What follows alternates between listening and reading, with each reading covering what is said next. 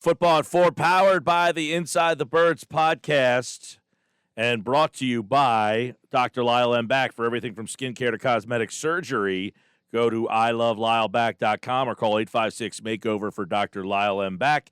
Proud sponsor of Football at 4. Geoff Mosher is in the house today from the Inside the Birds podcast. And we've got, new news to somewhat extent here. The potential trade partners unwilling to meet the demands, Geoff Mosher, of a Carson Wentz trade. Is this surprising to hear? I mean, is this just how this is going to go? What happened on Saturday that it sounded like this was imminent, that it was going to be in the coming days? Wednesday's got to be the coming day, right? Well, I mean, I guess it depends on the depth of imminent. I feel like for fans especially, like one day feels like a month, right? So every day that goes by, it's like, oh my God, I can't believe there was no action. And really it's only Wednesday. I mean, we released our podcast on Monday, Inside the Birds, myself and Adam, and said we felt it was imminent and that would happen this week. And we've still got today, tomorrow, and Friday left. But to your point on the gamesmanship of trades, I think that's what you see. I mean, obviously the Eagles want a lot, and obviously the teams involved are looking and saying there's some risk on our end in giving up a lot for a guy who was benched and come here that he did. And so this go. This is how negotiations go, and Howie's pretty good at it. So it doesn't surprise me that nothing's been done yet. I just much is going to change between now and when the deal eventually gets done. I don't know who's going to sweeten the pot if they don't feel like there's a great offer out there. And if there were a great 2 first-round pick offer out, I think it's safe to now. You just said that's something Howie's good at. I thought he was the worst. Who said that he's the worst? People say that. People say that. He's the biggest problem. He's got to go. But you just said he's good at something. Well, listen, Andy Reid is great at winning games. He got fired. Let's not take what people say and hold him to one part of it. He is good at trades. He's not always great at everything. And, certainly people who have been more accomplished than Howie Roseman as general managers have gotten fired. So I'm not going to sit here and tell you how he shouldn't or should or shouldn't get fired. There's evidence on both sides. No, and I'm kind of kid, but this is a spot where Howie has done well in the past. He has done a good job at playing his cards in trade. So if you don't like his drafting or you don't like the personal relationships he's built with some of these people, this is the time. Look, there was a time when the fans dubbed this Howie season. They had that much trust in him that he got his own name of a season, and this was part of it, that he got guys in trades. Brandon Brooks, he was able to trade guys off like Byron Maxwell and Kiko Alonso that had bad contracts. So if there is one time of the year where you should trust Roseman, it is how he's playing this Wentz thing. But, I got to ask you, Moshe, I mean, teams are saying that the demands are, they're treating him like he's Matthew Stafford. I mean, should he be doing that? No, I don't. I don't think so. I don't think that's fair. I know that statistically speaking, over the course of their career, there's probably a lot of similarities between Wentz and Matthew Stafford as far as, playing at high levels, as their numbers would suggest. But Matthew Stafford was never benched before, and I don't know that Matthew Stafford ever had a year like Carson just had there. And recency bias is a big part of trades. Whenever, just think about yourself in fantasy, football, basketball, whatever. You are always afraid to draft that guy who's coming off a pretty lousy year, even if that guy has a pretty consistent record. It's just always that sits with you. Is this guy ever going to be what he was again? And I'm sure that, in real life, those concerns are out there too. I do think, take a team like the Colts. I've been told that the Colts don't see it as so risky because they have a good coaching familiarity there. They have Frank Reich. They have Press Taylor. They have a great offensive line. So I don't know that they necessarily see this as risky as maybe the Chicago Bears or another team that might be involved, but it's still nonetheless a guy coming off a pretty bad year, which means you have to put a lot of energy into rebuilding him, and there's just no guarantee that you're going to get what you once saw from Carson Wentz. I forget if we brought this up on Monday or not, but would putting Ertz in a deal with Wentz make it more interesting? No, Hunter, the Eagles will not take Carson to Micah Parsons at number 8. We talk about this all the time. No, I think it would be smart. I have no idea if Zach Ertz's name's his name has come up in the discussion of a trade. But I do think it would be smart if you're the Colts, knowing that both Wentz and Ertz are probably going to be on the outs, to try to put together a package and see what you can.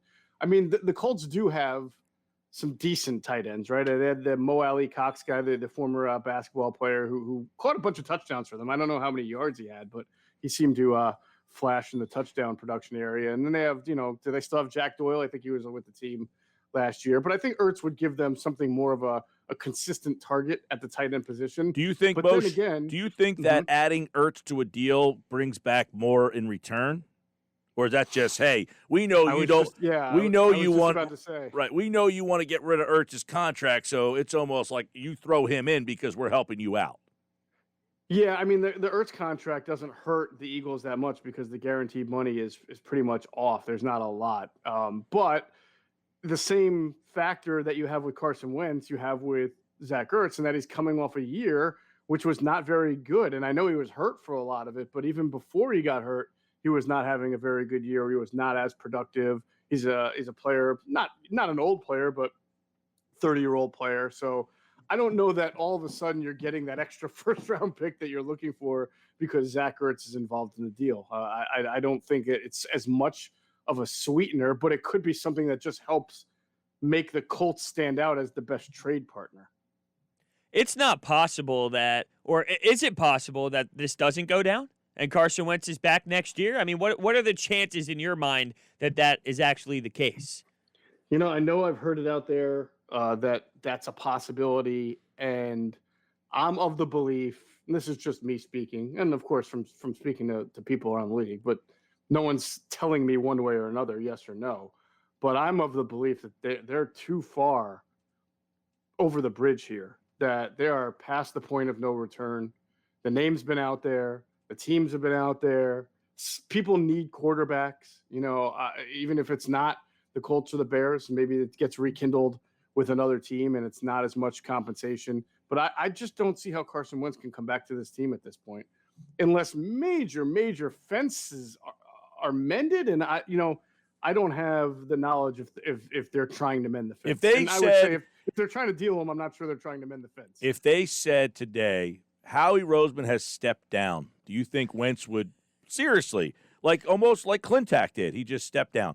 If Howie Roseman said, I'm stepping down, do you think Wentz would change his tune? I don't know, Mike, because I feel like people, Moshe, and you can maybe, I feel like most people feel that Roseman is the problem, no? Or is Laurie the problem? Does he not like Laurie? Does he not like Roseman? Does he not like both of them? Well, obviously, Doug was part of the problem. He's gone. That's not, and he's gone now, right? And he still wants to leave. Doesn't want to come back. So, is Jeffrey Lurie part of the problem? I have not heard that. So, is it just the way the organization does business? I mean, he hasn't felt supported for a variety of reasons. We've talked about that on the podcast. You can go back to at one point Michael Silver's report that he has poor, sloppy practice habits. What I would have to know to really answer that question, Mike, is if he's blaming some of this lack of support on Howie and Howie only. So I don't know that. My guess would be perhaps there would be some saving grace if they had a different general manager in, but I don't know that for a fact. All right. One of the reports out today as well kind of insinuates that the Colts have asked for a player along with Wentz to kind of help close the gap there, but that Chicago is growing impatient with the Eagles. It sounds like, Moshe, and you can speak to this maybe more, that the two teams that sound like the best fits are starting to get a little impatient with you. So it's almost those two teams, it's either you got to figure out something quick or you might be out of suitors. Right. Now, it makes me wonder, is that real? Not that I'm sure it was said. I don't think the report is made up. But if you're the Bears, are you purposely saying you're impatient because you're trying to, give the Eagles the inclination that you might be looking in another direction for a quarterback? I thought it was very interesting yesterday that there was a report that the Colts are all of a sudden having their focus on Matt Ryan in Atlanta. So I don't know if you guys saw that, but that came from Dan Dakich from Indianapolis from Sports Talk Radio. And the former West Virginia basketball coach for 10 minutes. Yeah, there you go. It's the same guy who had Chris Ballard on his radio show last week, I believe. So I think that was fairly interesting, and that could just, again, be all part of the gamesmanship. We see it all the time, and it's hard to know what's real, what's being fabricated and pushed out there, and or both. Maybe the Bears are impatient, but they don't mind, and they don't mind saying it to see if it forces the issue. Should they feel pressured considering this needs to get done before the new league year starts? Because what's that, a couple weeks away or so? I would think that the Eagles don't want to have to pay all the money that kicks in.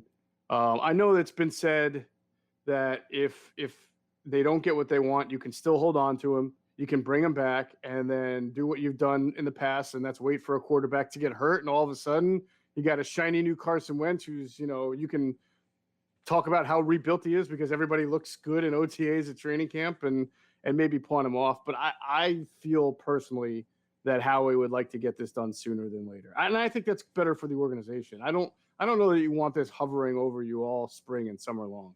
I can't imagine that you would. And as you said, you can't put the toothpaste back in the tube. Let me ask you this. If they legitimately had a first-round pick on the table, do you think that deal would be done by now? No, I think that there's a chance they could get a first. There's also a chance, by the way, that they could. Twos or something. No, there's a chance that they could. I guess my question is, if they already did get a first, would Howie say, "You're going to give me a first? I'll take that deal"? No, I mean, I guess what I'm saying is I think it's possible that they already do have that, but Howie is trying to hold out to at least get more, and that his fallback is to take that first. I don't think a first makes him just do it right this second. I think eventually he'll probably wind up just settling for that and maybe a little less, maybe 2 twos, or maybe that first is next year and not this year. It all depends, but I don't think he's going to just jump at that kind of offer. Could be wrong, but I don't see it. Yeah, no, I mean, I think at this point, the Bears and the Colts are both in that same range, 20 and 21. I mean, at the end of the day, it sounds like, hey, if you had the 20th pick or the 21st pick on the table right now, wouldn't you kind of be like, I don't know that I'm getting much better than that. I don't know. Maybe he feels like he's getting more calls than we think he's getting. Well, that's just the thing. I think that those are fair offers, either of those picks, and I think Howie knows that inside, if that's being offered.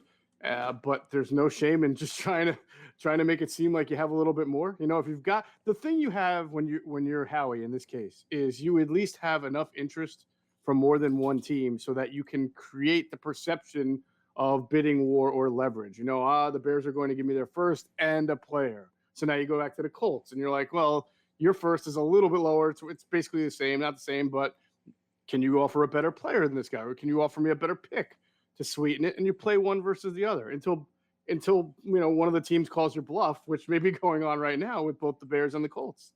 There was a time that we thought Joe Banner's leash was so long and it would be there forever, and he was eventually gone. Does this feel like with Howie, he is now at that point where he's at that road and he can either go left or right, and what happens here in the next couple of years could be the downfall of Howie, or it could be the complete opposite and he kind of rebuilds himself again? But does this feel like that moment where maybe that leash isn't as long depending on what happens next year and maybe the year following? I think so, Hunter. I mean, look, it's a very weird subject when I talk to people who are in the know. Some tell me that, Jeffrey relies on Howie so much to navigate the league, to understand what's going on out there, for head coaching searches, that he'll never fire him. But like you said, you heard that about Joe Banner as well. Other people would have told me in the past year and a half that Jeffrey, wants to make sure everything is a smooth ship and he sees what's going on and he he's not as in love with Howie as maybe it's perceived to be. I just know, look, everybody has an expiration date at some point. I can guarantee you, if the Eagles have a losing season next year and then maybe another one, that's going to come back down on someone. I don't think Howie is untouchable. I know a lot of people think that, but again, you go back to how Jeffrey fired Joe Banner. I don't think anybody is unfireable. I would agree that no one's unfireable. I we talk about how much value does Lurie place on the success that this team has had, that Roseman's been a part of that. We talk about it a lot. They've had one back-to-back losing season in, 20 years. How many franchises can say that? We've only had one back-to-back losing season. They very few infrequently have losing seasons, and yet people think that they got the worst GM, the worst coach, the worst, of everything. And they're like, you're Jeffrey Lurie saying, all we've done is win. We might not have won a Super Bowl, but we're constantly winning. Like, what more do you want from us?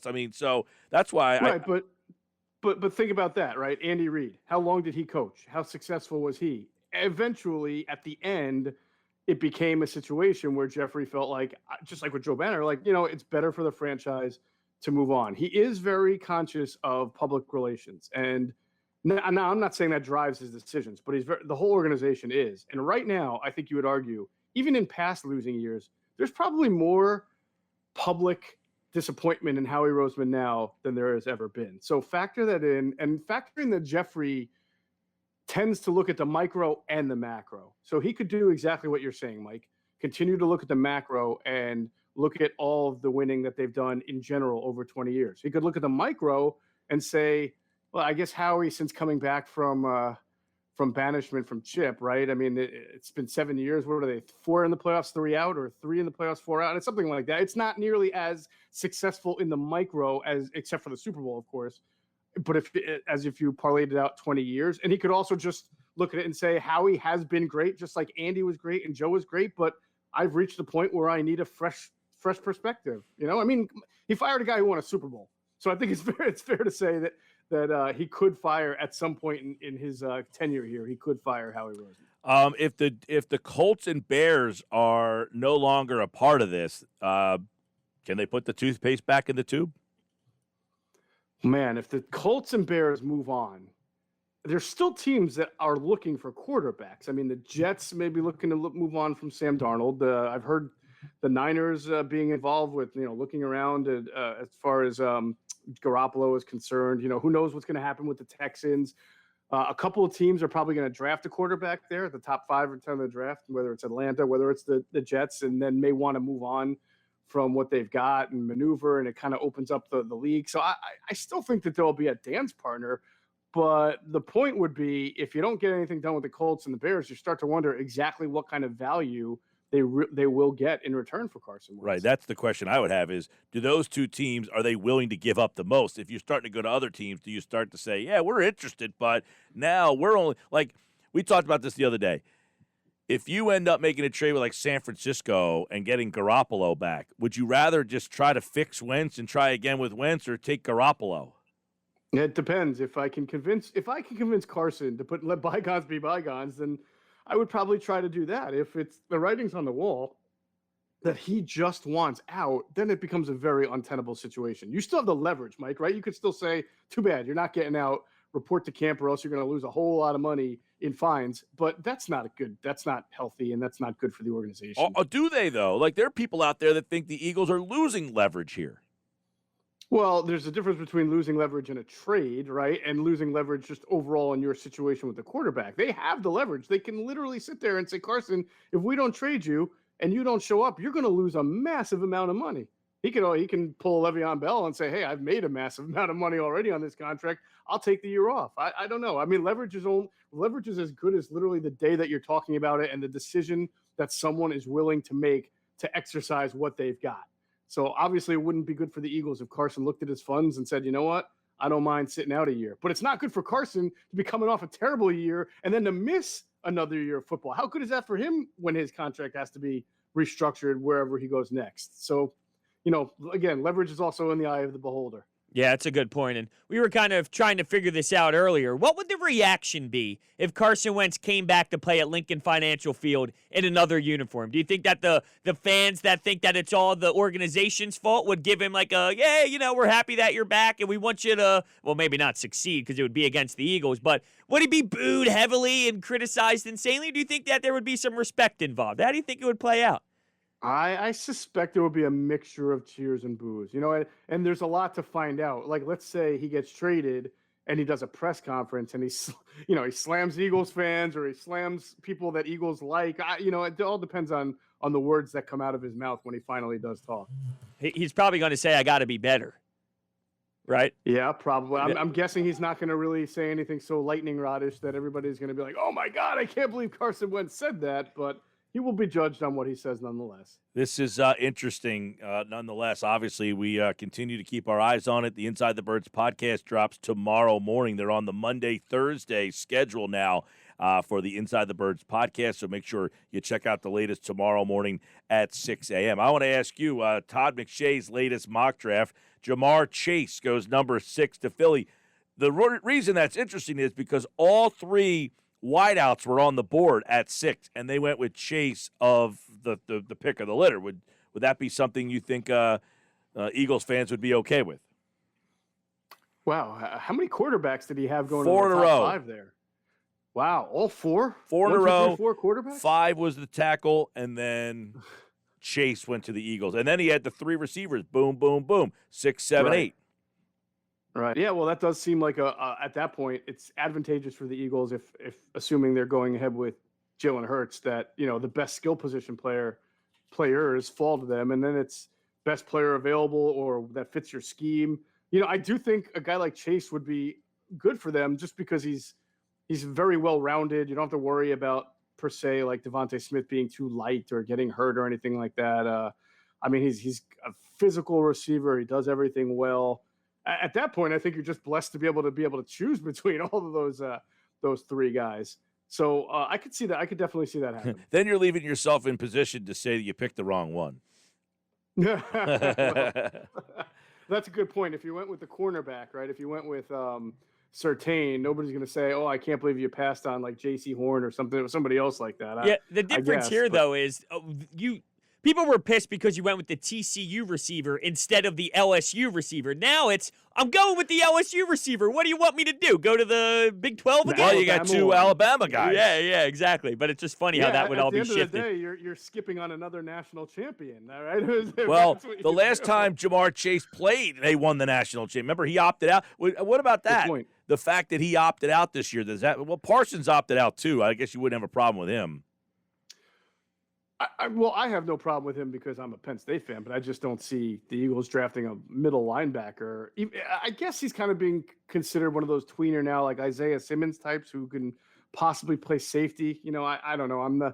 I watched him at Penn State and I thought he's like a great downhill linebacker. I know he can run, but I don't know if he can play that hybrid. And that's for, my intel gathering over the next few months. But I can't imagine them doing it anyway, as long as Howie Roseman is still in charge. Although I will say this, and we don't have the information yet, but we really need to find out what the preferences in style and scheme are for both Nick Sirianni and Jonathan Gannon. Gannon's going to run a 4-3, but some 4-3 teams do place more emphasis on linebacker than others. So if he's really big into linebackers, can he be the one to convince Howie Roseman of what Jim Schwartz could not, which was to take a linebacker really high in the first round? I guess we'll see.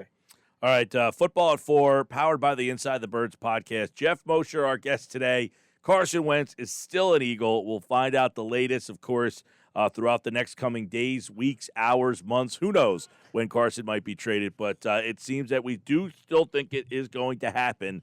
So keep it locked here for Football at 4, powered by the Inside the Birds podcast. And make sure you listen tomorrow morning at 6 a.m. to the latest edition of Inside the Birds with Geoff Mosher and Adam Kaplan. All right, Moshe, take care, man. You guys rock. Good stuff today, man. All right, he, like all guests, appeared via the Boardwalk Honda hotline.